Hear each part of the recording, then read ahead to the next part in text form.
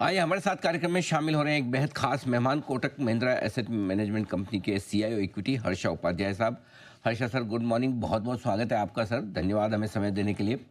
सबसे पहले बाजार पर ही एक राय लूँ उससे पहले जरा मूड माहौल जो टैरिफ डील को लेकर बना हुआ है, कैसे देख रहे हैं आप? क्या संभावना लगती है कि भारत के साथ हो जाएगी टैरिफ डील और ये वाला मामला जो इतने समय से लटका हुआ है, हम निकल जाएंगे इससे बाहर?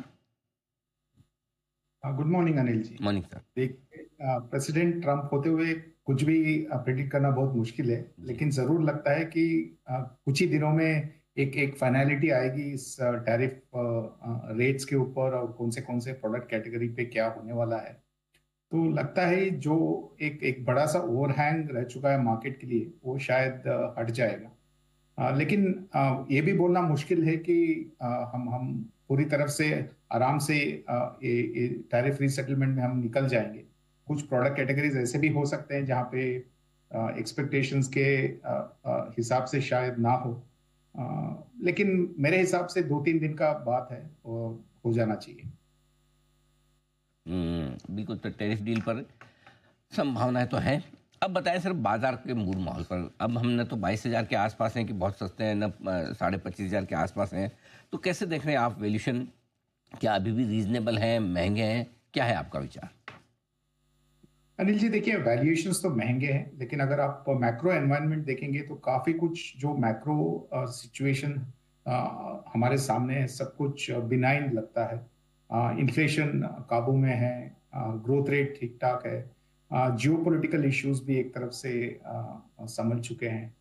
तो और टैरिफ का जो एक रणनीति बनाएंगे कंट्री वाइज, वो भी शायद अभी कुछ ही दिनों में सब पता चल जाएगा। तो ओवरऑल एक एक तरफ से मैक्रो एनवायरनमेंट ठीक ठाक होते नजर आ रहा है। लेकिन अभी अगर आप माइक्रो सिचुएशन देखेंगे जहाँ पे बॉटम अप एवेल्युएशन करेंगे कंपनीज का, वहां पे अभी भी अर्निंग्स ग्रोथ का जो ग्रोथ रेट का जो ट्रेजेक्ट्री है वो बहुत ज्यादा इंप्रूवमेंट होते हुए नजर नहीं आ रहा है इस पर्टिकुलर फर्स्ट क्वार्टर के रिजल्ट्स में।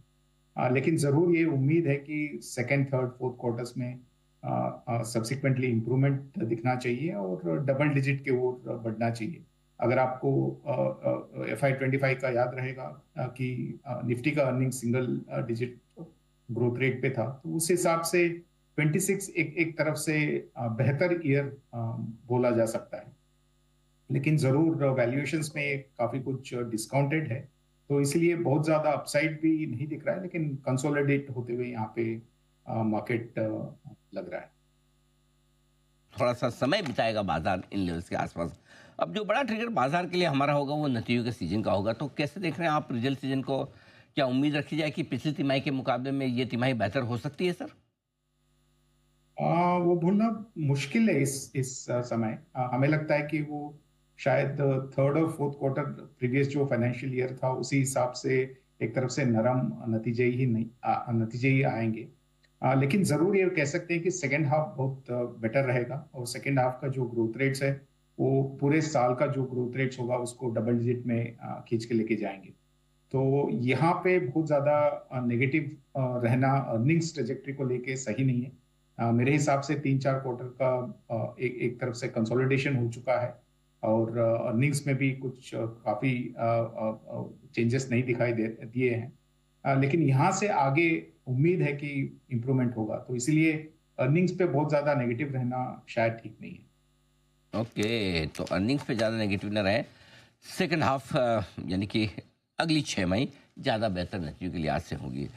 बताएं सर, ऐसे बाजार में कहाँ आपको दिखता है निवेश के मौके? क्या अब टैरिफ डील सुलझने के चक्कर में ग्लोबल सेक्टर्स पे ज़्यादा फोकस किया जाए या लोकल थीम्स मजबूत दिखती है? कहाँ पैसा लगाना पसंद करेंगे आप? अनिल जी, देखिए, आज के दिन में तो लोकल सेक्टर्स काफी ठीक ठाक लग रहे हैं, ग्रोथ रेट्स भी ठीक है, कुछ नेगेटिव एक्सपेक्टेशंस भी नहीं है, नतीजे भी ठीक ठाक आ रहे हैं। तो काफी सारे ऐसे लोकल सेक्टर्स हैं जहाँ पे निवेश कर सकते हैं। Banking and financials, consumption related, chemicals. बल्कि केमिकल्स में थोड़ा बहुत टैरिफ्स का भी इम्पैक्ट रहेगा, लेकिन यहाँ पे काफी कुछ नेगेटिव्स ऑलरेडी प्राइस्ड इन है और इंडस्ट्री इंप्रूव होते हुए नजर आ रहा है। टेलीकॉम हो गया, आपके सीमेंट हो गया, तो ये सब क्षेत्रों में एक एक तरफ से पोजीशनिंग बनाना ठीक ठाक रहेगा।